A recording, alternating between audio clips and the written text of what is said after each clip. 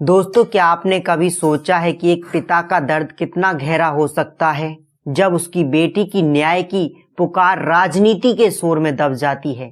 आज हम बात करेंगे उस आवाज की जो 3 साल बाद भी गूंज रही है, सिर्फ इंसाफ के लिए। दोस्तों, यह वीरेंद्र भंडारी हैं, अंकिता भंडारी के पिता। अंकिता भंडारी केस में राजनीति हलचल से अलग एक साफ सुथरी मांग उठ रही है। यह मांग वीरेंद्र भंडारी की है, जो अपनी बेटी के मामले में 3 वर्ष गुजरने के बाद भी बस न्याय की एक सीधी राह चाहते हैं। जब राजनीति शोर में यह मांग ऊपर तक नहीं पहुंची तो एक पिता ने इसे लेकर जनता के बीच जाने का निर्णय लिया। न्याय की इसी अपील के साथ उन्होंने 11 जनवरी को पूरे उत्तराखंड को बंद का आह्वान किया था। एक प्रमुख न्यूज चैनल से जुड़े रिपोर्टर सिद्धार्थ उनियाल की जानकारी के अनुसार वीरेंद्र भंडारी ने राज्य के सभी सामाजिक समूहों, व्यापारियों और आम नागरिकों से गुजारिश की थी कि वे इस बंद में उनका साथ दें और सरकार को यह बताएं कि यह केवल एक परिवार की पीड़ा नहीं बल्कि पूरे उत्तराखंड की बेटियों से जुड़ा मुद्दा है।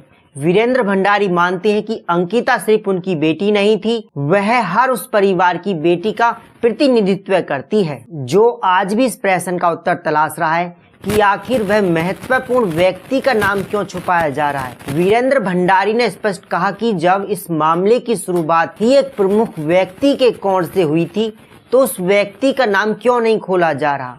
उन्होंने फिर से पूरे मामले की केंद्रीय जांच एजेंसी द्वारा जांच की मांग दोहराई है और कहा है कि जब तक निष्पक्ष जांच नहीं होगी तब तक सत्य सामने नहीं आएगा।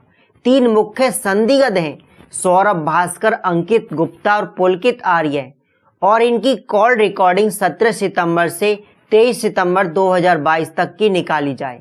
खासकर 23 सितंबर की आधी रात तक रिसोर्ट मालिक पुलकित आर्य की भी 17 से 23 सितंबर रात तक की कॉल जानकारी निकाली जाए। इसके अलावा जो प्रमुख व्यक्ति बताए जा रहे हैं, अजय कुमार और दुष्यंत कुमार, उनकी भी कॉल रिकॉर्डिंग निकाली जाए। वीरेंद्र भंडारी कहते हैं कि हमें केंद्रीय जांच एजेंसी की जांच की मांग कर रहे हैं और जो आज या कल उर्मिला राठौर ने बयान होने के उनके आधार पर जो भी परिणाम निकलेगा उसके बाद हम आगे की योजना बनाएंगे। यहाँ अंकिता भंडारी के पिता वीरेंद्र भंडारी ने कुछ कॉल रिकॉर्डिंग भी अपील की है। ये कॉल रिकॉर्डिंग स्थानीय भाजपा विधायक रेणु बिष्ट की है। 17 सितंबर 2022 से 23 सितंबर 2022 तक की वीरेंद्र भंडारी का विश्वास है कि इससे पता चलेगा कि रिसोर्ट को हटाने के लिए विधायक रेणु बिष्ट को किसने संपर्क किया, जिससे उस रहस्यमय व्यक्ति का सुराग मिल सकता है जिसका जिक्र इस मामले में बार बार आता है। इसमें कुछ भाजपा नेताओं पर आरोप है कि वे ही प्रमुख व्यक्ति हैं। इस बीच इस पूरे मुद्दे पर उत्तराखंड भाजपा के प्रदेश प्रमुख महेंद्र भट्ट ने अपना पक्ष रखा। उन्होंने कहा कि राज्य के मुख्यमंत्री पुष्कर सिंह धामी ने स्पष्ट किया है कि सरकार किसी भी प्रकार की जांच से पीछे नहीं हटेगी, चाहे वह केंद्रीय जांच एजेंसी हो या अन्य। महेंद्र भट्ट ने आरोप लगाया कि कांग्रेस इस संवेदनशील मुद्दे को केवल राजनीति का लाभ के लिए उपयोग कर रही है और बार बार नाम उछालकर भ्रम पैदा कर रही है। उनका दावा है कि विशेष जांच टीम की प्रक्रिया चल रही है और दोषी कोई भी हो उसे छोड़ा नहीं जाएगा। वहीं दूसरी ओर देहरादून में आयोजित प्रेस बैठक में उत्तराखंड कांग्रेस प्रमुख गणेश गोदियाल ने सरकार पर गंभीर प्रश्न उठाए। गोदियाल ने कहा कि अंकिता भंडारी मामले के बाद से ही प्रमाणों के छिपाने और मुद्दे को मोड़ने की कोशिश हुई।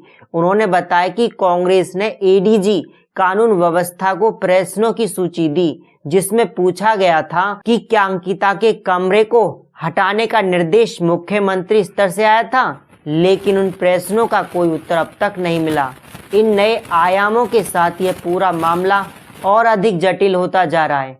हाल ही में दिल्ली उच्च न्यायालय ने भाजपा महासचिव दुष्यंत गौतम को राहत प्रदान की है। अदालत ने उन सभी कथित हानिकारक पोस्टों को हटाने का निर्देश दिया जिनमें दुष्यंत गौतम को इस मामले के प्रमुख व्यक्ति से जोड़ा जा रहा था। अदालत ने कहा है कि बिना ठोस प्रमाण के किसी का नाम जोड़ना कानूनी रूप से गलत है। इस पर दुष्यंत गौतम ने कहा है कि राजनीतिक द्वेष से मुझे इस प्रकार के गंभीर मामलों में जोड़ा गया, जबकि मेरा इससे कोई संबंध नहीं है।